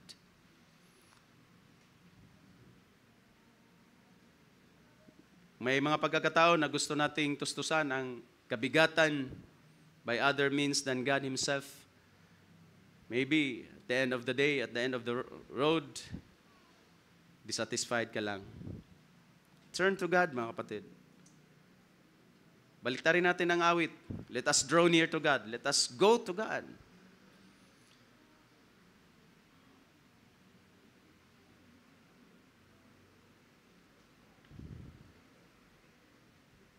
Tingnan natin, tandaan natin ang mga action words ng mga talatang ating nabasa.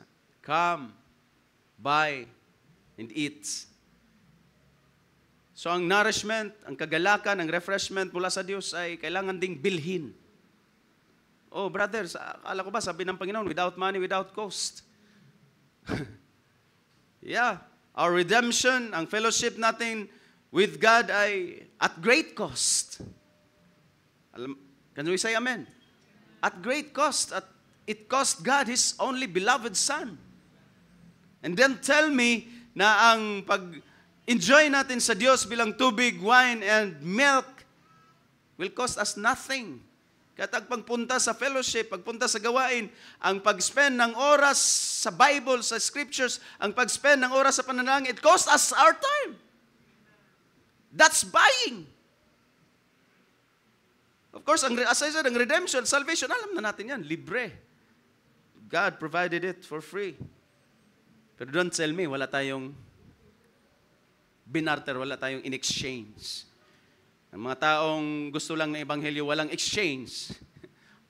Oo, gusto ko lang Kristiyano, pero ayaw kong mag-serve, ayaw kong maglingkod-lingkod na yan. Okay ba yung simba lang, tapos wala na yung mission. Everything sa ating pakipag-fellowship sa Diyos, ang ating enjoyment sa Diyos, of course, it also costs us. It costs us, pero sometimes pagkait natin ng oras na manalangin, pagkait natin ng oras na mag-meditate, mag-study sa Word of God, pagkait natin ang gawain. Ang pag-spend natin ng time, it costs us time. It costs us money also. Fellowship sa mga kapwa na churches ay gastos. Kahit pagpupunta rito, accept, pag wala talagang pamasahe, din wala ka rin gasto. So come, buy, eat, listen, enjoy. Let's enjoy God being our water and being everything. Of course, tatlo lang tong imageries na ginamit ng Diyos. Pero alam natin ang attributes ng Diyos ay katugunan sa lahat ng ating pangailangan sa ating mga spiritual lives. And don't tell yourself na wala kang, sabi nga ng awit natin kanina, we need the Lord more than yesterday. We need the Lord, mga kapatid. So come, buy, eat, enjoy the Lord. Salamat sa Panginoon at sa kanyang imbitasyon ay ating tinanggap. Ang aking enjoyment, ang aking satisfaction ay sa Diyos at ang mga bagay ng Diyos at ang salita ng Diyos. At sa pagtatapos na ay paano ito ginagaranti ng Panginoon? Napakagandang salita niya na hindi na natin ma-expound pa. At yun ay ang sinabi niya na I have made a covenant. Yung last part, I will make an everlasting covenant with you according to the faithful mercies shown to David. Resulta mga kapatid sa imbitasyon ng Panginoon sa mga mula sa pagiging unbelievers at sa ating mga mananampalataya niya to enjoy God. Ang backup niyan ay ang tinatawag na everlasting covenant ng Diyos. Lahat tayo ay part of this covenant ng Panginoon na may pinaghugutan, may semblance ang prophet Isaiah at yun ay sinasabi niya according to his faithful mercies shown to David. Ito ang guarantee ng lahat ng bagay na pinangako ng Panginoon sa kanyang panawagan to come to Him ay being in a covenant with us, mga kapatid. God is a covenant keeper. He is a promise keeper. So sa gabing ito, nais kong magsitayo ang bawat isa. Sa ating mga mananampalataya na, mga kapatid, of course, we need God even more than yesterday, sabi nga ng awit.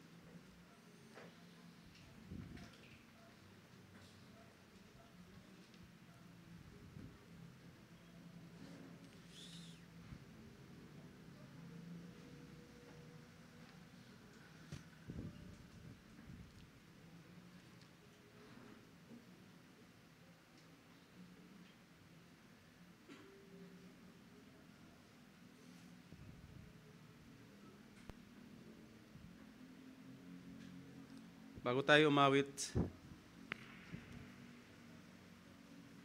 maring ang effect ng salita ng Diyos sa gabing ito ay hindi masyado para sa atin.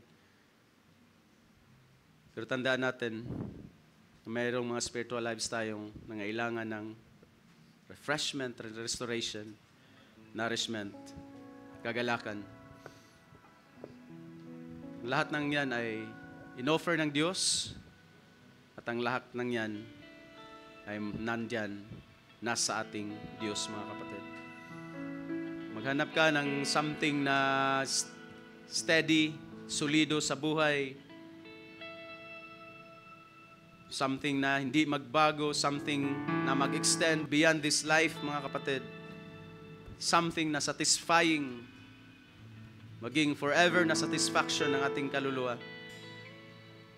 Yan ang inoffer ng Diyos sa atin sa gabing ito. Yun ang pinanawagan sa ating mga mananampalataya na, and I believe that.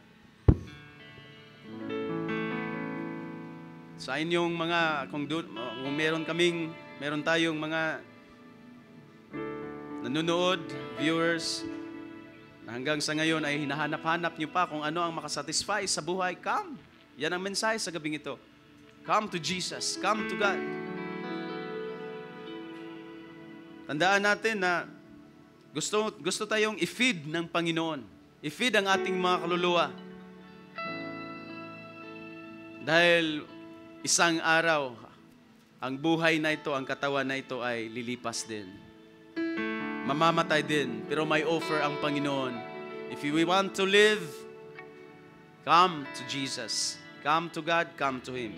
At sa mga brothers and sisters ko na mga mananampalataya na, if you want to stay healthy, and if you want to serve the Lord with joy, unspeakable and full of glory, if we want to be nourished, if we want to be refreshed and restored, come.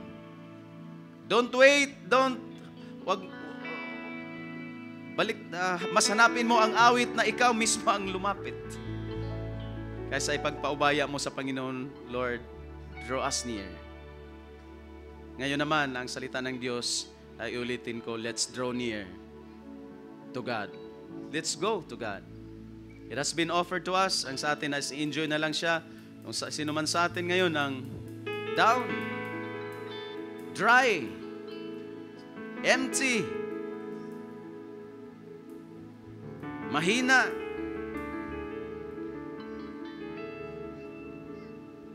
we only need to go to the Lord.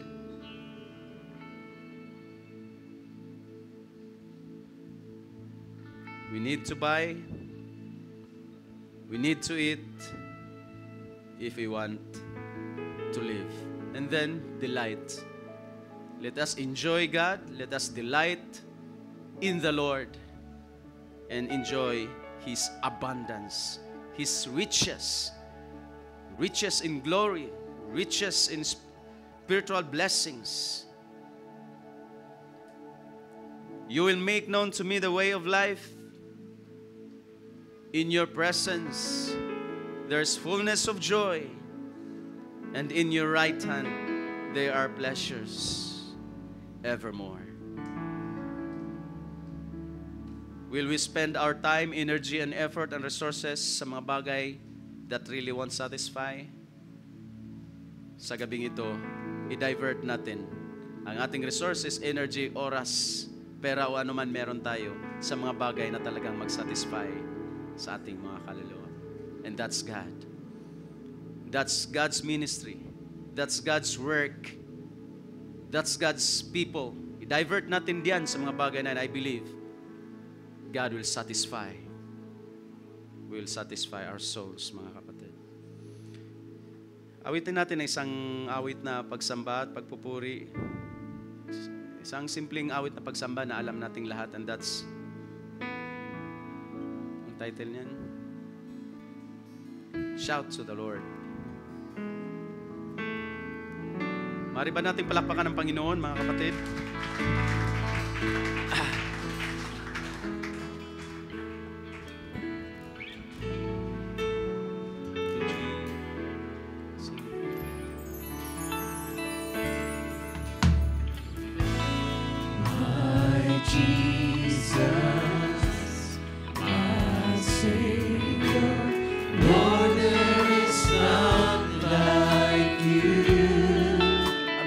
All of my days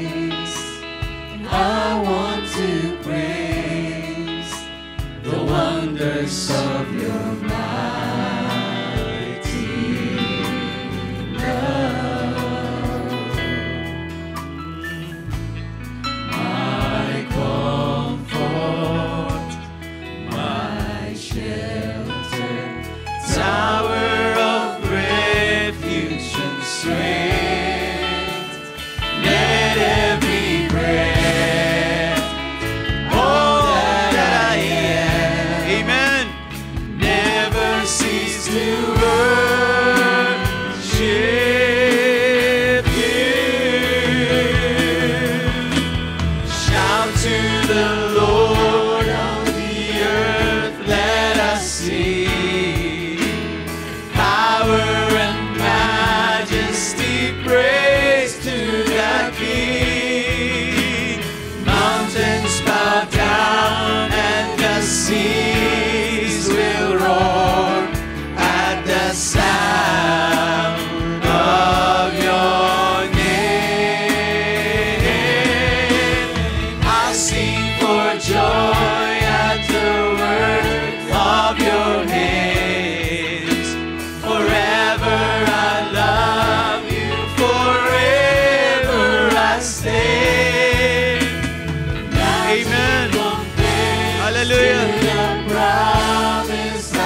Let's sing the verse again.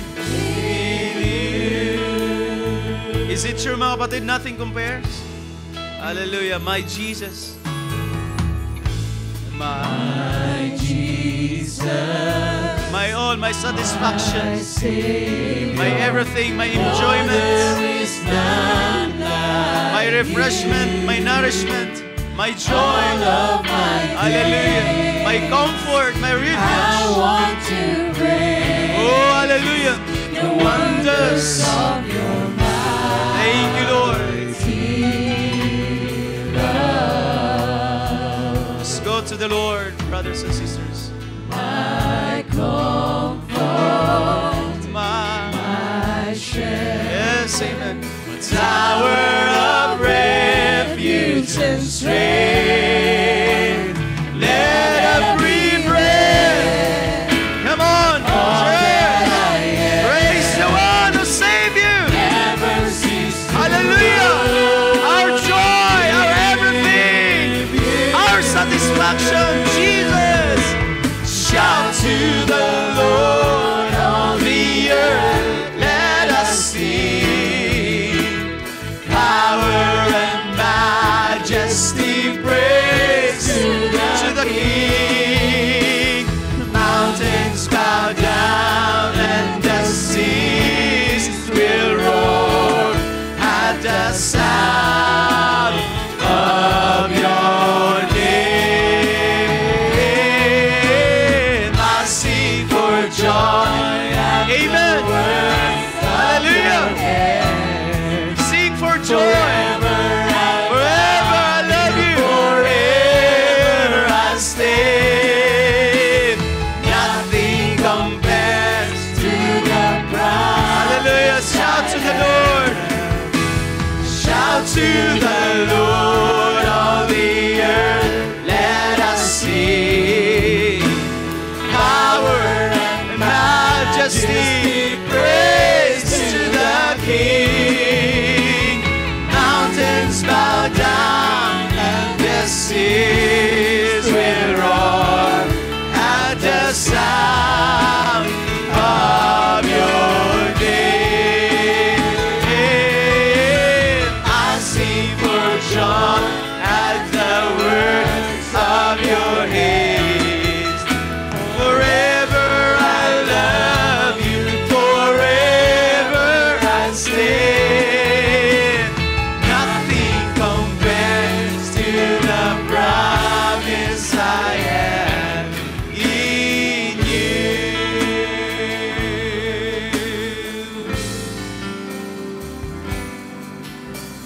What can we give to you, oh God, for everything you have given to us? Amen. Everything, everything, everything He has given to us. Everything you have given. Oh, hallelujah.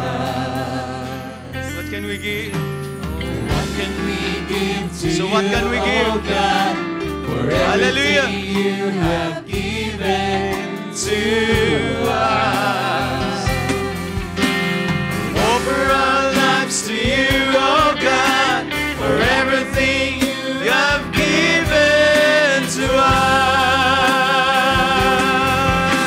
We offer our lives to you, oh God, for everything you have given to us.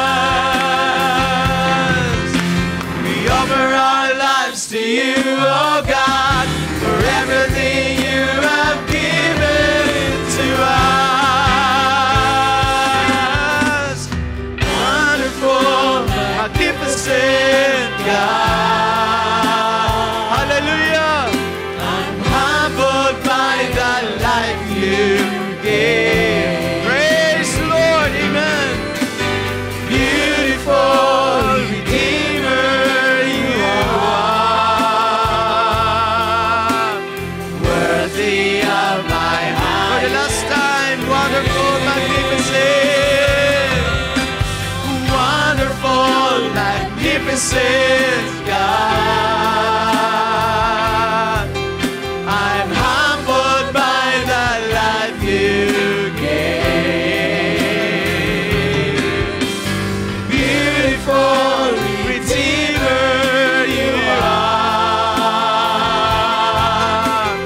worthy of my highest praise. Wonderful, wonderful, wonderful you are wonderful. Amen, amen, amen. Wonderful, you are wonderful. Magnificent God. Wonderful, you are wonderful. Magnificent God. Wonderful, magnificent God. Come on, praise Him, church. Hallelujah. Hallelujah. Amen. Huwag niyong ipagkait ang tinig. Huwag niyong ipagkait ang inyong tinig, kalakasan upang magpuri sa Panginoon. In coming to Him, we will buy. It cost us, mga kapatid. And God bless you na it cost our 3 hours or 2 hours upang maparito at purihin at sambahin ang Panginoon. Yan lang naman. That's buying. That's buying. It costs us our time and energy. Napakaliit na bagay kumpara sa ginawa ng Panginoon sa krus ng Kalbaryo. Upang siya'y mapasa atin, siya'y ma-enjoy natin. Ang Diyos ay hindi lamang to be learned in our intellect, mga kapatid. God wants to be experienced sa Kanyang pagiging nourishment sa atin, pagiging enjoyment at joy pa sa atin. Nais ng Diyos na siya'y ating palaging karanasan, mga kapatid. And that's why He is the Shekinah glory na nananahan sa atin. It's the indwelling Shekinah. At hallelujah, hallelujah. Nasa ating mismong mga kaluluwa at mga spirito ang gusto nating maranasan palagi na walang iba kundi ang ating Panginoong Kristo Jesus. He is my experience, He is my joy, He is my everything, oh everything. Enjoying God means enjoying all His attributes sa bawat araw. Dakilang Diyos, purihin ka. Salamat sa simple mong mga salita at paalala sa amin. Subalit, purihin ka sa pagdating ng imbitasyon sa aming mga buhay, Panginoon. When times na kami ay walang-wala na, hopeless, destitute, so poor, bankrupt, pero may something sa amin na naglulong ng somebody na maka-fill up, makasatisfy ng aming mga kaluluwa at yun ay Ikaw. Salamat na marami dumating ang isang panawagan. Come to me all who are weary, heavily laden, who are thirsty and hunger. He who comes to me, who believes in me will never thirst, and who comes to me will never hunger. Thank you, Lord, you're our bread. You are our water. Ikaw ay ang aming gatas, Ikaw ay aming wine, Ikaw ang aming alak ng kagalakan. Ikaw ang lahat sa amin. Ikaw ang lahat ng iglesyang ito, Panginoon. Ikaw ang lahat ng ministry na ito. Kung bakit kami naglilingkod at humahayo, sapagkat ayaw naming sarilinin ang aming experiences with you, Lord. Nawa ang mission at vision ng iglesia ay aming magagawa, kagaya ng Isaiah 54, to enlarge, we will spread out to the left and to the right, upang hanggang sa iyong pagbabalik ay may maabot pa mga kaluluwang sa ngayon ay patay, dehydrated, destitute ang mga kaluluwa ng bagay at ng somebody, ng being na siya lamang makapag-satisfy at yun ay ikaw. Naway hahayo kami, Panginoon, makapag-spread kami kagaya ng mensahe mo sa Isaiah 54 at may pa-echo namin ang panawagan for the people to come to you. Tinataas namin, Panginoon, sa gabing ito ang mga kahilingan nila Star Angel para kay Star Fe. Siya ay, Panginoon, minsan pang nakarinig na mga mainam mong salita ng buhay, tinanggap ang bautismo sa iyong dakilang pangalan. Batid mo po ang kanyang kalagayan ngayon. Nag-spike ang kanyang sugar, na-confine. Kahit ang kanyang paningin ay nanlalabo, Panginoon. Ngunit sa pananampalataya ng aming kapatid at kasama ng pananampalataya ng buong iglesia, tinataas namin si Sister of Panginoon. Mga sandaling ito ay maaring di niya batid na may mga taong nananalangin, nag-intercede, namagitan para sa kanya, sumamo para sa kanya, at yun ay ang iyong igbayan, ang iyong iglesia. Parating mo sa kanya ang aming hiling, Panginoon. We cooperate. Prayer is cooperating with your will. Hindi man batid namin ang kanyang puso, batid mo po, Diyos. Subalit bilang minsan pa naging kapatiran namin na tumanggap sa mensahe at sa bautismo, ay tinataas namin siya sa gabing ito, Diyos. Lahat ng mga may pangailangan, hindi man naipaabot sa harapan, maging pangailangan Sister Aran sa kanya, kaya sa isang nagngalang Ivy na ngayon ay na MIA, Panginoon, sa Abu Dhabi. At ang mga magulang ay hindi namin nakikita ang kanilang kalumbayan at kalungkutan sa isang nawalay at nawala at wala ng contact, Panginoon. Ngunit ngayon ay naiparating at iparating din namin sa iyong harapan, sa iyong luklukan, O Diyos, ang pangailangan ito para sa isang nangalang Ivy. Ikaw lamang, Panginoong Diyos, na nakakabatid, kung siya pa ay buhay pa o hindi na, ay hindi namin alam, Panginoon, at di alam ng mga taong humihingi ng panalangin. Subalit batid mo po, Diyos, kung saan man siya naroon. Naway, gumawa ka, Panginoon, ng paraan na may information silang makalap sooner, Panginoon, para masettle na rin ang kanilang mga damdamin, mga haka-haka. At ito'y aming pinapaubaya sa inyong mga dakilang kamay, Panginoong Diyos. Panginoon, minsan pa, pinapasalamatan kita at sa bawat isa. Salamat na marami sa iyong masalita, kasama ng aming mga kahilingan, sa aming mga supplications at mga petitions sa iyong harapan. At ang lahat ng ito ay may confidence kami na banggitin, ipaabatid sa iyong harapan, Panginoon, sa pangalan ng aming Panginoong Kristo Jesus, sapagkat ito ay kanyang pangako. And the church say, please, amen and amen. Hallelujah. Purihin ang Panginoon.